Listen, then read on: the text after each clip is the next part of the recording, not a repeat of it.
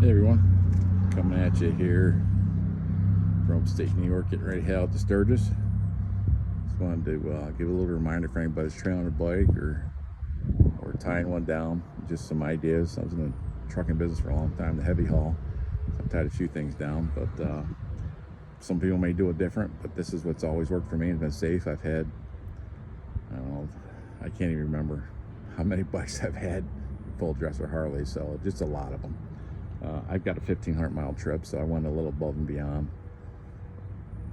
securing this thing, but just better be safe than sorry for a long trip. I do have a trailer that I could have took, but I opted for this long trip to take this RT series, or ramp series. Has a longer ramp, and it's a foot longer than the regular motorcycle trailer, and it actually has suspension, so it rides better. But with a long trip, if something happens to the trailer, I just want them to bring it another one. I don't have to worry about having to work on mine. I brought some tools, jacks, grease gun, multimeter, and some wiring supplies in case something happens. Just in case they can't get to me for 3 or 4 hours if I'm in the middle of the Badlands or something, or on the way out there. But anyways, it's a U-Haul, it's RT. So if you're going to get one, get the RT, not the MT. The MT has a very short ramp, and for a dresser, it's not going to work. You're going to bottom out. So get the RT series, and they have a wheel chock in them. So make sure the tires up in the wheel chock. And to do that, just get your tie down position so you can get that in there close. I'm not a fan of leaving my bike in gear when I travel. I drag race for a long time. Guys that leave their cars and the trailers in gear, I've seen them lose their first gear in the transmission because the car moved around a little bit or bounced with the suspension, depending where you tie it down. So this is where I tie it down. You guys don't have to, but I've never had an issue. It doesn't hurt the paint, and it doesn't hurt the suspension cartridges. So I go around the motor mount with a soft tie and then bring it down. That's a good place to hold it, and it doesn't hurt the suspension, and it keeps the bike stable. If I'm on a short trip or something, I just tie these things in a knot or something, but I just use some zip ties because I don't want them coming loose, and they're tight. They've got the Velcro strap around them as well too. But I also just being double insured, use a zip tie and got it real tight. I just don't want to knock the paint up with this. I'll cut this tag off here so it's not flapping the paint. But this has 8 tie downs in it. That's just trailer. I use 6 of them. This one was an extra. I just used one of the quick clasps just for extra security.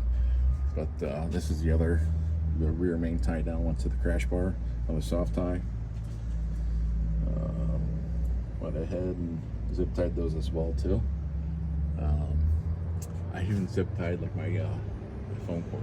I didn't want to take it out, whatever, so I just zip tied that up, and it'll work out fine. Be sure you put your Harleys in transport mode. The way you do that is this is a CVO, so it doesn't have an ignition right there. It's just for the 4 o'clock. My ignition's up on the handlebars. So if you have a 4 o'clock button, and that's your ignition, turn it on, and then turn it back off. Or if you have the CVO on the right hand side there, hit that power button up and turn it back off. There's going to be a red security light on the dash when it does that, and before that light shuts off, it's like 5 seconds. There's your turn signal, there's your turn signal. You got to push both of those in at the same time after you've turned your ignition off. Just cycle your ignition on off within 5 seconds at the same time, thumb on each turn signal, push them, and that's going to put your bike in a transport mode. It'll say right on your odometer, activate transport. The reason you do that is every time this bike moves going down the road, it's going to think somebody's moving the bike with the alarm system if you don't do that. Especially on a long trip like I'm going, the battery will be dead when you get there if you don't put it in transport mode. It's the same exact way to deactivate it. Cycle the key switch or the on-off switch within 5 seconds, push both turn signals at the same time, deactivates the transport mode, you're good to go. Just, you got to make sure the key is in your pocket.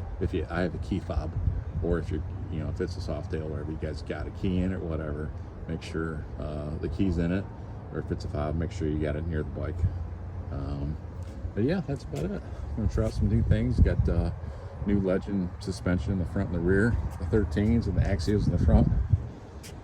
This has a stage 2 setup in it, a CR480 cam, all the goodies that go with it, manifolds, push rods, lifters, cooling mods. I've got the temperatures down to like 195 degrees when I'm traveling. I've got a 1.5 inch tank lift right there. The deflector fans, the Mighty jugs, the Mighty Mite love jugs, I'm sorry, Mighty Mite love jugs. Did the long filter with a permanent filter in there. That dropped it on a few degrees, so it's just amazing. I rode with somebody at Bike Week here last week down in Gettysburg, and he had a Street Glide with a 128 kit, and it kept derating, so to speak, pulling timing around like it was hot out. It was running bad, but he had gauges up on his tuner. It was 370 degrees, and when we got to one of the stops on a poker run, I had the infrared heat gun. I hit his the same place I hit mine, on top of the head by the spark plug. His heads were at 340 degrees, and mine were at 190. And we weren't riding two up, neither one of us, and we were both getting on it pretty good.